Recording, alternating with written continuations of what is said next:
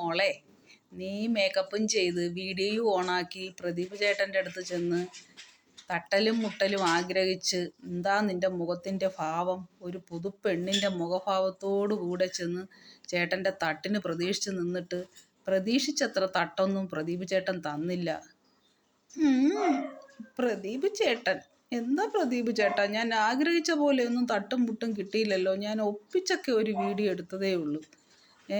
നിൻ്റെ ഒപ്പിക്ക് വീഡിയോ ഞാൻ ഇന്നലെ ഒരു വീഡിയോ ചെയ്തിരുന്നു. പക്ഷേ ഞാൻ വീഡിയോകളൊന്നും കാണാതെയാണ് ഞാൻ ആ ന്യൂസ് കേട്ടിട്ടാണ് ആ വീഡിയോ ചെയ്തത്. ഇന്നാണ് ഞാൻ വീഡിയോ കണ്ടിട്ട് ചെയ്യുന്നത്. ആ വീഡിയോ കണ്ടതിൽ എനിക്ക് തോന്നിയ ചില കാര്യങ്ങളാണ് ഞാൻ ഈ വീഡിയോ പറയുന്നത്. അതായത് നമുക്ക് ഒരു പുരുഷൻ നമ്മളെ ബാഡ് ടച്ച് ചെയ്യുമ്പോൾ നമ്മുടെ ഒരു സ്ത്രീയുടെ മുഖത്തുണ്ടാവുന്ന ഭാവങ്ങളൊന്നുമല്ല ഷിംജിതയുടെ മുഖത്തുള്ളത്.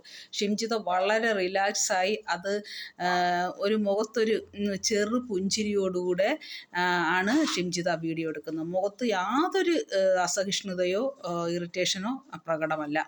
പിന്നെ ആ മനുഷ്യൻ കണ്ടു എന്ന് പറയുന്നു, മനഃപൂർവ്വം കണ്ടിട്ട് ചെയ്തു എന്ന് പറയുന്നു. ചെയ്തു എന്ന് പറയാൻ മാത്രമുള്ള ഒരു പ്രവൃത്തിയൊന്നും അവിടെ ഞാൻ കണ്ടില്ല. പിന്നെ ആദ്യം നിന്ന പൊസിഷനിൽ നിന്ന് മാറി വീണ്ടും അയാളുടെ ബാക്കിൽ, അപ്പോൾ അയാൾ അങ്ങനെ കാണിക്കുന്ന ഒരാളാണ് എങ്കിൽ, ഒരാൾ നമ്മളോട് അപമര്യാദയെ പെരുമാറുന്നുവെങ്കിൽ നമ്മൾ മാക്സിമം അയാളുടെ അടുത്തുനിന്ന് മാറിപ്പോകാൻ ശ്രമിക്കും. വീണ്ടും ഒരിക്കലും അയാളുടെ അടുത്ത് നമ്മൾ നിൽക്കത്തില്ല. അപ്പോൾ ആദ്യത്തെ വീഡിയോയിൽ അയാളുടെ അടുത്ത് വളരെ ഡിസ്റ്റൻസിലിരിക്കുന്നു, രണ്ടാമത്തെ വീഡിയോയിൽ അയാളുടെ ബാക്കിൽ, അയാൾക്ക് കണ്ടുകൂടാ ബാക്കിൽ നിൽക്കുന്ന ആളെ, പക്ഷെ നിനക്ക് കാണാമല്ലോ ഫ്രണ്ടിൽ നിൽക്കുന്ന അയാളാണെന്ന്. അപ്പോൾ എന്തിന് നീ അയാളുടെ അടുത്ത് പോയി നിന്നു?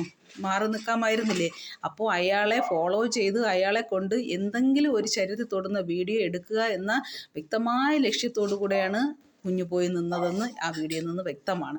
എനിക്ക് തോന്നുന്നു കുഞ്ഞിന് എന്തായാലും ഹസ്ബൻഡൊന്നും ഇല്ലാതെ നിൽക്കുകയില്ലേ. ഇതുപോലെ സൗന്ദര്യവും സാമ്പത്തികമുള്ള പുരുഷന്മാരെ ഇതുപോലെ ട്രാപ്പിലാക്കി നീ പ്രതീക്ഷിച്ചത് ചിലപ്പം ഈ വീഡിയോ ഒന്ന് ക്യാൻസൽ ചെയ്യാൻ വേണ്ടി 1 ലക്ഷം 1.5 ലക്ഷം രൂപയൊക്കെ പുള്ളിയോടൊരു നഷ്ടപരിഹാരം ആയിട്ട് ചോദിക്കുമ്പോൾ പുള്ളി തരും എന്നായിരുന്നു. പുള്ളി ആത്മഹത്യ ചെയ്യുമെന്ന് ഒരിക്കലും നീ പ്രതീക്ഷിച്ചിട്ടുണ്ടാവില്ല.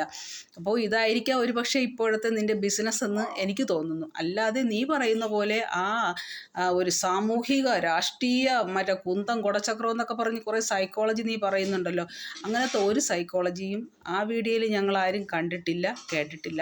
പിന്നെ നിനക്കെന്തോ സൈക്കോളജിക്കൽ പ്രോബ്ലം ഉള്ളതായിട്ട് ഞങ്ങൾക്ക് തോന്നുന്നുണ്ട്. കാരണം ഇത്രയും ആസ്വദിച്ച് നിന്ന് ഒരു പുരുഷൻ്റെ ബാഡ് ടച്ചിങ്ങിന് വീഡിയോ എടുക്കുന്ന മറ്റൊരു പെൺകുട്ടികളെയും ഞങ്ങൾ കണ്ടിട്ടില്ല.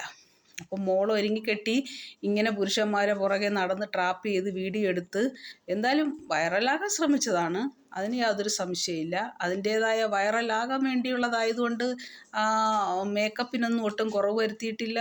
നല്ല സെറ്റ്. എന്തായാലും അയാൾക്ക് തട്ടണമെങ്കിൽ നിന്നെക്കാളും മൊഞ്ചുള്ള പെണ്ണുങ്ങൾ ആ ബസ്സിൽ വേറെ ഉണ്ടായിരുന്നു എന്നുള്ളത് വാസ്തവമാണ്. അപ്പോൾ പിന്നെ ഒരാൾ നമ്മളെ മനഃപൂർവ്വം ഇങ്ങനെ വൃത്തികേട് കാണിക്കാൻ നിൽക്കുന്നുവെങ്കിൽ എന്തെങ്കിലും അയാളുടെ ഭാഗത്തുനിന്ന് ഒരു ഇടം കണ്ടുകൊണ്ടെങ്കിൽ ഒരു നോട്ടം ആ വ്യക്തിയുടെ അടുത്തേക്ക് പോകും. പക്ഷെ ആ പുള്ളി നിന്നെ ഒരിക്കൽ പോലും മൈൻഡ് ചെയ്യുന്നതായിട്ട് ആ വീഡിയോയിൽ എങ്ങും കാണുന്നില്ല. നിന്നെ ശ്രദ്ധിക്കുന്നതായിട്ട്, നിന്നെ ആരെയും ഒരു സ്ത്രീകളെയും പുള്ളി ശ്രദ്ധിക്കുന്നതായിട്ടോ, പുള്ളി വളരെ അലക്ഷ്യമായിട്ടാണ് നിൽക്കുന്നത്. ആരെയും പുള്ളി ശ്രദ്ധിക്കുന്നില്ല.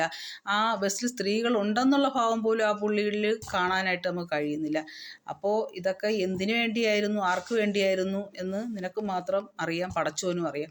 എന്തായാലും പടച്ചോൻ അറിയാമെന്നുള്ളത് കൊണ്ടാണ് പടച്ചോൻ ഈ വിഷയം ഇങ്ങനെയൊക്കെ കൊണ്ടെത്തിച്ചതെന്ന് ഞാൻ വിശ്വസിക്കുന്നു. അപ്രകാരം എന്നാലും എൻ്റെ പ്രദീപ് ചേട്ടൻ ഞാൻ ആഗ്രഹിച്ച പോലെ ഒന്നും എനിക്ക് തന്നില്ലല്ലോ. കഷ്ടമായിപ്പോയി.